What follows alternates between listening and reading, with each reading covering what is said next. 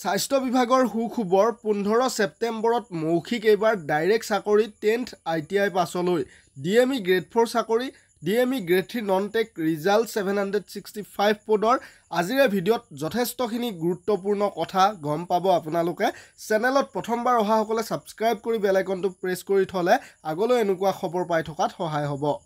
বন্ধুসকল আপোনালোকে গমেই পায় DME নন টেকনিক্যাল যি এক্সাম হৈছিলে 2025 চনৰ 30 মাৰ্চত হৈছিলে 765 ভেকেন্সি আছিলে এটো গ্ৰেড 3 ভেকেন্সি আছিলে সম্পূৰ্ণ আৰু ইতিমধ্যে যেটো OMR সিট ডাউনলোডৰ লিংকস হয় হেতু 28 আগষ্টত শেষ হৈছে 50 টকা ভৰি যেটো OMR ডাউনলোডৰ অপচন দিছিলে এটো লিংকসটো আমি আমাৰ ওয়েবসাইটত প্ৰকাশ কৰিছিলো দি দিছিলে 28 আগষ্টলৈকে দি দিছিলে গতিকে এতিয়া ৰিজাল্ট আহিব DME নন টেক 765 পদৰ 15 ছেপ্টেম্বৰৰ পিছত ৰিজাল্টটো আহিব আনহাতে বন্ধুসকল অসম স্বাস্থ্য বিভাগত গ্ৰেড 4 চাকৰিও অতি শীঘ্ৰে আহিব আপোনালোক সকলোৱে গম পায় DME গ্ৰেড 4ৰ 657 পোষ্ট আছিল এই পোষ্টখিনি বাতিল কৰি দিয়া হৈছে ইয়াৰ পিছতো কিন্তু অতি শীঘ্ৰে আগষ্ট মাহৰ পিছত যেটো আমাৰ ছেপ্টেম্বৰ মাহ আহিব ছেপ্টেম্বৰ মাহতে DMEৰ ফালৰ পৰা প্ৰায় 900 মান গ্ৰেড 4 ভেকেন্সি আহিব বুলি আশা কৰিব পাৰি কিয়নো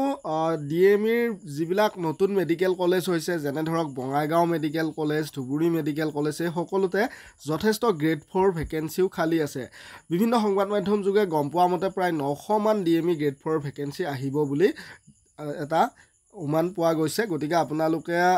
অপেক্ষাত থাকক আহিলে মই আমাৰ চেনেলত প্ৰকাশ কৰিম এতিয়া 15 ছেপ্টেম্বৰত 10th আৰু ITI পাছলৈকে কি ইন্টাৰভিউ আছে যত আবেদনো নাই এক্সামো নাই মৌখিক দিয়ে ডাইৰেক্ট নিযুক্তি পাব ডেসক্ৰিপচনতে আপোনালোকে সকলো লিংকস লাভ কৰিব তো বন্ধুসকল ধুবুৰী মেডিকেল কলেজৰ পৰা আহিছিলে এই ভেকেন্সি সমূহ এইখিনি পদৰ অৱশ্যে ধুবুৰী মেডিকেল কলেজৰ 15 ছেপ্টেম্বৰত ৱাক ইন ইন্টাৰভিউ হ'ব কোনো আবেদন নাই কোনো এক্সাম নাই মৌখিক হ'ব আপোনালোকে academic hall administrative block the principal cum chief superintendent Dhubri medical college and hospital এই এড্ৰেছত উপস্থিত হ'ব লাগিব 15 ছেপ্টেম্বৰত পোষ্ট আছে লিফ অপাৰেটৰৰ 3টা 16000তকৈ অধিক দৰমহা আৰু AC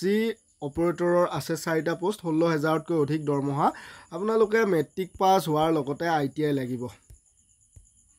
আপোনালোকে এনেদৰে আপডেটবোৰ পাই থাকিবলৈ ভৰসা কৰিব পাৰে চেনেলটি সাবস্ক্ৰাইব কৰি বেল আইকনটি প্ৰেছ কৰি থব ধন্যবাদ